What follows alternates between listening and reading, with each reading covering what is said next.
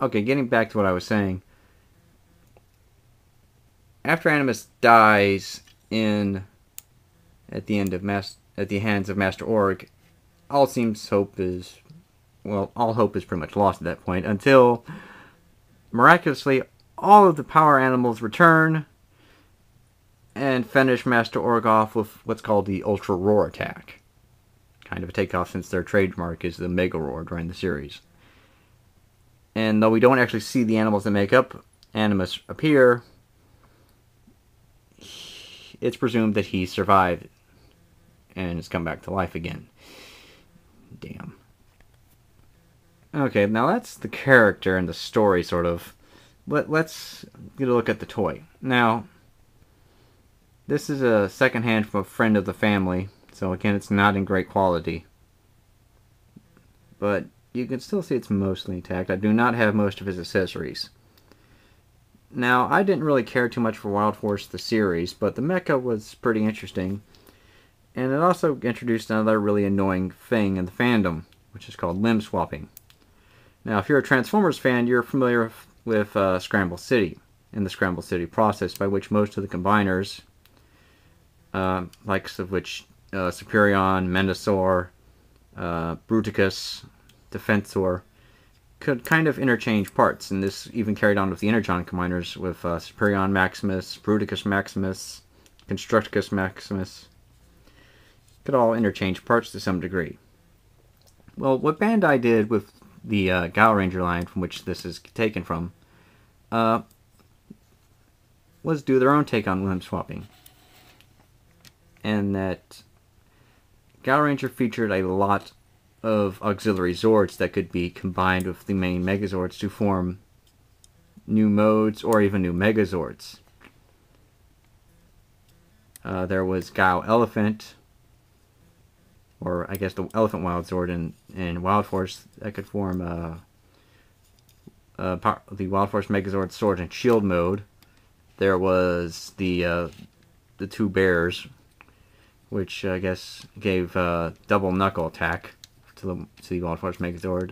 The Rhino and Armadillo for Striker mode. The Gorilla for Kongazord. And so on.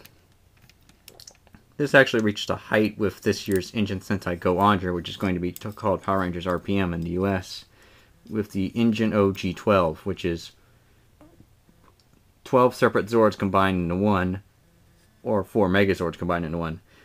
And they got away with that by basically making 4 Megazords of 3 swords each, with one Zord making up mostly the main body and legs, and the other 2 just being like the arms. And it's actually kind of fitting I talk about that now, because this and Go Andra and Gal Ranger both featured strong ecological messages. And to borrow a phrase from my favorite all-time TV show, both probably should have been left on the compost heap. Now, this guy doesn't really have great articulation.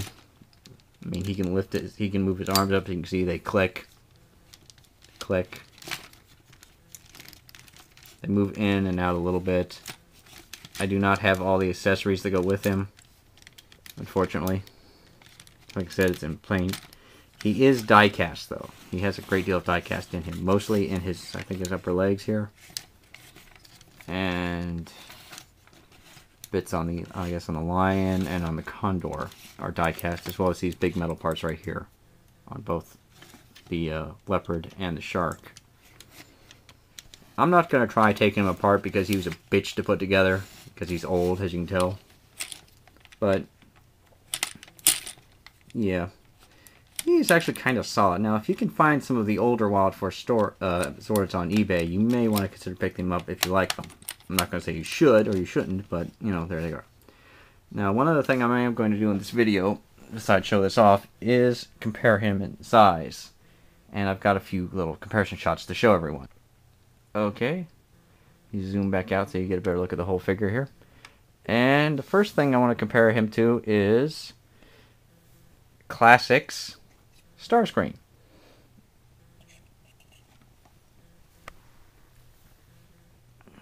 Yep, Scream's just a little short compared to him. Just a little.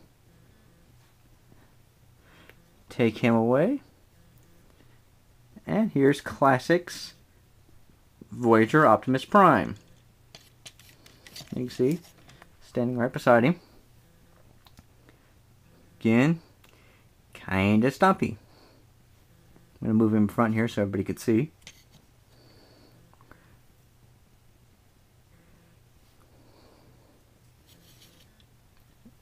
Now here's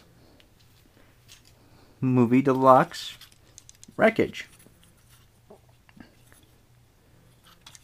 Again, to stand.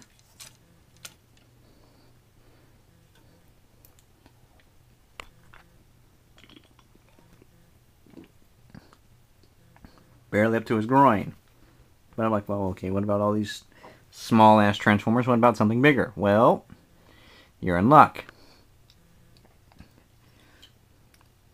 This is G1 Superion.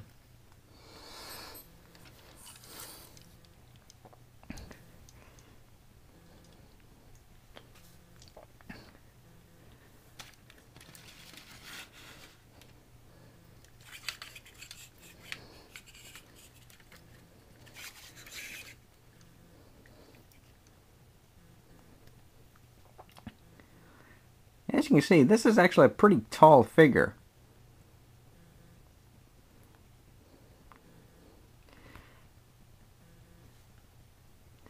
Anyways, that's all the comparisons I really have to show you, and why I just want to talk about the character a little bit. So, until next time, this is Rodimus, also known as Charles, signing out.